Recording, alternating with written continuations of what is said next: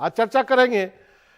केंद्र सरकार ने एक कमेटी बनाई है एमएसपी को लेकर के, और इसमें जो है वो पूर्व कृषि सचिव जो हैं वो इनके अध्यक्ष बनाए गए हैं। साथ में नीति आयोग के सदस्य रमेश चंद्र भी इस कमेटी में। इसको लेकर के जो किसान संगठन के नेता है या कहीं किसान नेता है, उनकी कई आपत्तियां हैं, और इन सब चीजों पर बात करने के लिए हमारे साथ योगेंद्र यादव जी मौजूद हैं। सर, आपका बहुत बहुत शुक्रिया, आपने वक्त निकाला एनडीटीवी से बातचीत करने के लिए। मेरा पहला सवाल है, सबसे बड़ी आपत्ति क्या है आप लोगों की? मनोरंजन भाई, हम आपत्ति हमारी आज की नहीं है, संदेह हमारा पहले दिन से। आपको ध्यान होगा 19 नवंबर को जब प्रधानमंत्री ने 3 कानून वापस लेने की घोषणा की थी, उसी दिन उन्होंने कमेटी का भी जिक्र किया था, और हमने पहले दिन से सवाल पूछे थे कि इस कमेटी का अध्यक्ष कौन होगा, क्या ये कमेटी किसान की अध्यक्षता में होगी, कहीं किसान आंदोलन के दुश्मनों को आप इसका अध्यक्ष बना के कमेटी को हिलाएंगे तो नहीं।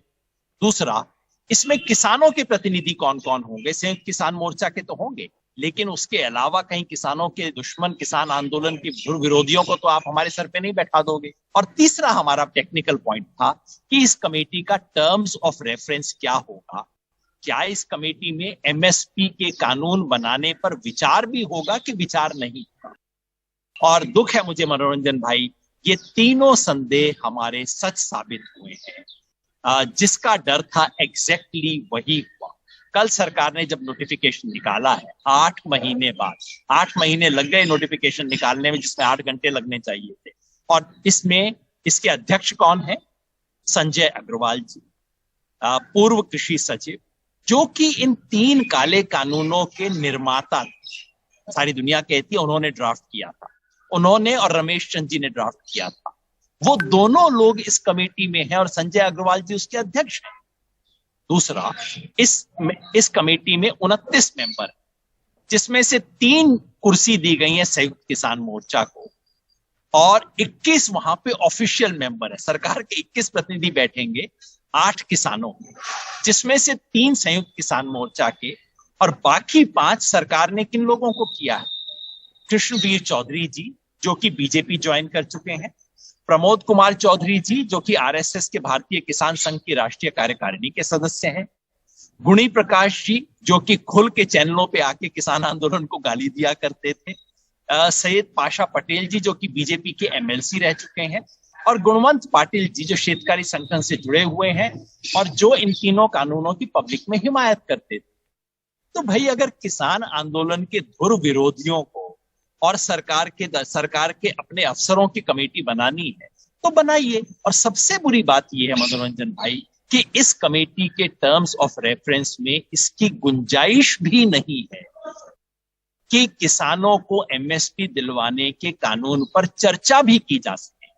वो इसके टर्म्स ऑफ रेफरेंस से बाहर है। अगर हमारे प्रतिनिधि जाके बोलेंगे कि हमें इस पे चर्चा करनी है, तो हमें बताया जाएगा कि तुमने पढ़ा नहीं है कमेटी किस चीज के बारे में है, इस कमेटी का इससे कोई संबंध नहीं है। तो जिसका कोई संबंध नहीं है उस कमेटी में हम कैसे जाएं? इसलिए संयुक्त किसान मोर्चा की तरफ से मैं आपको ऑफिशियली बता रहा हूं, और ये पहला एक तरह से ब्रेकिंग न्यूज है। संयुक्त किसान मोर्चा की 3 जुलाई की बैठक में हमें मैंडेट दिया गया था, और उस पर काम करते हुए संयुक्त किसान मोर्चा की कोऑर्डिनेशन कमेटी की चर्चा हुई है, और संयुक्त किसान मोर्चा ने ऑफिशियली तय किया है कि हम इस कमेटी में नहीं जाएंगे, हम इसे खारिज करते हैं, हम इसका बायकॉट करते हैं। तो अब आगे का रास्ता क्या होगा? 3 सीट आपके लिए छोड़ी थी आपने, आपका कहना है कि हम उस कमेटी में नहीं जाएंगे, तो फिर तो एक तरफा कमेटी कुछ फैसला लेगी और फिर वो किसानों को मानना पड़ जाएगा। सच में बताऊं, कमेटी कोई फैसला नहीं लेती। हकीकत इस देश की ये है, कमेटियां बनती हैं, कमेटियां सालों तक बैठती हैं। मजे की बात ये मनोरंजन भाई कि इस कमेटी के टर्म्स ऑफ रेफरेंस में 3 ऐसी चीजें डाली हैं जिसपे भारत सरकार की कमेटी काम कर चुकी है, अपनी बेचारी रिपोर्ट दे चुकी है, जिसके ऊपर सरकार गौर भी नहीं कर रही। यही सरकारी कमेटियों के साथ होता है। आप देखिएगा इसके टर्म्स ऑफ रेफरेंस में क्लियरली एक है कि एपीएमसी साइंटिफिक तरीके से कैसे कैलकुलेट करे। इसकी कमेटी 2015 में बन चुकी थी, बेचारों ने 2016 में रिपोर्ट दे दी थी। अरे भाई, आप उस पर विचार कर लो ना, नई कमेटी क्यों बना रहे हो? खैर, कमेटी बनेगी, सरकार अपनी कमेटियां बनाए, उन कमेटियों से जो निकलवाना है निकाले। अगर रिपोर्ट देती है, वैसे अनुभव तो हमारा ये है, हमारे पंजाब के साथी कहते हैं जिस काम पे मिट्टी पानी हो कमेटी बना दो, जिस काम पे मिट्टी डाले, काम कमेटी का मतलब काम पे मिट्टी डाल, वही होगा। लेकिन अगर कोई रिपोर्ट आती है आए, हमारे आंदोलन की मुख्य मांग से इसका कोई संबंध नहीं है। हमारा आंदोलन जारी रहेगा।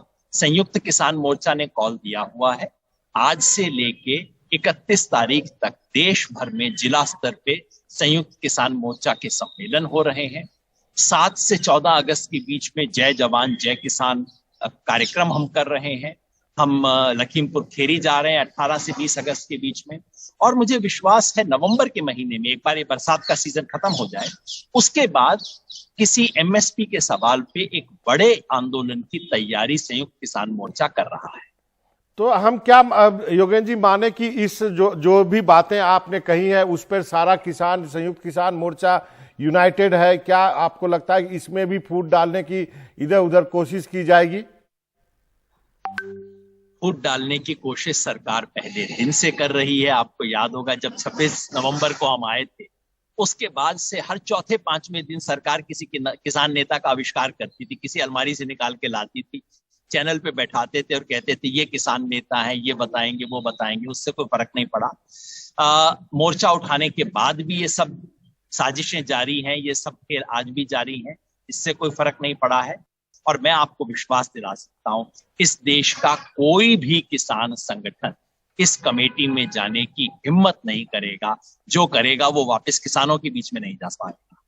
लेकिन सबसे बड़ा सवाल योगेंद्र जी यही रहेगा कि जिस इंटेंसिटी से किसान मोर्चा ने आंदोलन चलाया और एक तरह से आपकी जीत हुई, सरकार को कानून वापस लेने पड़े, क्या उसी इंटेंसिटी से इस बार भी आप अपना आंदोलन कर पाएंगे?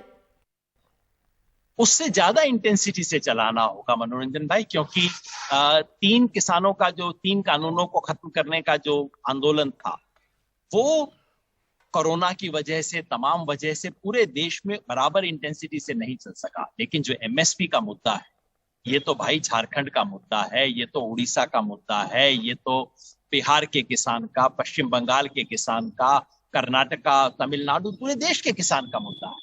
तो इसे पहले से भी ज्यादा इंटेंसिटी से चलाना होगा। मुझे इसमें कोई संदेह नहीं है। देखिए, कोई मैं मुगालते में नहीं रहता। एमएसपी की मांग कोई रातों रात अचानक स्वीकार होने वाली नहीं। किसान को तो एक ही बात के लिए 4 बार संघर्ष करना पड़ता है।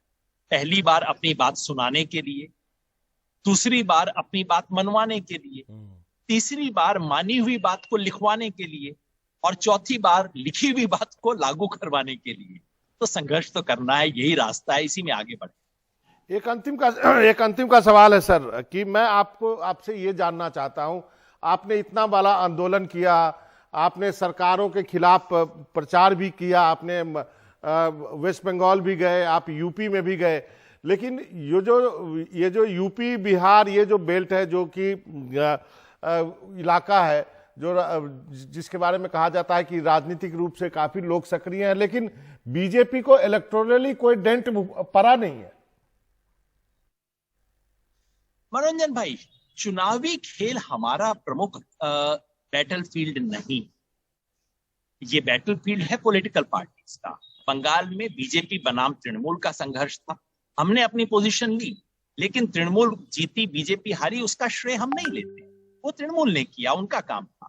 इसी तरह से उत्तर प्रदेश में सपा बनाम बीजेपी बना बैठे, हमने अपनी पोजीशन ली, लेकिन जिस तरह से बंगाल में तृणमूल की जीत का श्रेय हम नहीं लेते, उस तरह से उत्तर प्रदेश में बीजेपी की जीत की जो उसका दोष है, वो भी किसान आंदोलन पे नहीं मढ़ा जा सकता। किसान आंदोलन चुनावी राजनीति का मुख्य माध्यम नहीं है। हाँ, जब देश के हित में हमें पोजीशन लेनी होती है वो हम लेते हैं, लेकिन हम जानते हैं कि किसान को चुनाव के माध्यम से नहीं मिलेगा। किसान को जो कुछ मिलेगा जमीन के आंदोलन से ही मिलेगा, उसी में हम लगे। आप इतने बड़े सेफोलॉजिस्ट हैं सर, मैं आपसे एक ये भी जानना चाहता हूं, उत्सुक हूं कि यदि इतनी महंगाई है, जीएसटी को लेकर के हो रहा है कि आपने दही पे, पनीर पे, आटा पे, सब चीज पे आपने जीएसटी बढ़ा दिया है, लेकिन फिर से वही सवाल है कि लोग अल्टीमेटली जाकर वोट उसी पार्टी को देते हैं जिस पार्टी के खिलाफ उनको आंदोलन करना चाहिए, यदि महंगाई है, जीएसटी है तो। आप ठीक कहते हैं। आप मुझे मैं अपने पुराने जन्म की याद दिला रहे हैं। ये जो वोट का गणित है, ये बिल्कुल एक अलग किस्म का खेल है। उत्तर प्रदेश में जब मैं गया, घूमा, लोग कहते थे हाँ खेती की अवस्था बुरी है, देखो आवारा जानवरों ने तो नाक में दम कर दिया है। लेकिन वोट बीच, क्योंकि वो वोट देते समय केवल ये नहीं देख रहे कि कौन सी पॉलिसी अच्छी है बुरी है, केवल ये नहीं देख रहे कि मुझे खेती में फायदा हुआ नुकसान हुआ, वो बाकी तमाम चीजें देख रहे हैं। वो विपक्षी दलों को देख रहे हैं, क्या विपक्षी दलों पे भरोसा कर सकते हैं, नहीं कर सकते, वो बात तो हमारे हाथ में नहीं है। वो कृषि के अलावा तमाम दूसरी नीतियां देख रहे हैं, वो हिंदू मुसलमान का सवाल देख रहे हैं जो हमारे हाथ में नहीं है। और दुर्भाग्य की बात कि इस देश में जवान और किसान की बजाय हिंदू और मुसलमान की बात हो रही है। तो ये सब चिंता का विषय है। लेकिन किसान आंदोलन इस देश के सारे बोझ अपने कंधे पे लेके नहीं चल सकता। किसान के हित का सवाल और उसके संघर्ष की बात हमारी है, उस पे हम हैं, उस पे अडिग रहेंगे, उस पे आगे बढ़ेंगे। बहुत बहुत शुक्रिया योगेंद्र जी, आपने वक्त निकाला हमसे बातचीत करने के लिए, बहुत बहुत शुक्रिया सर।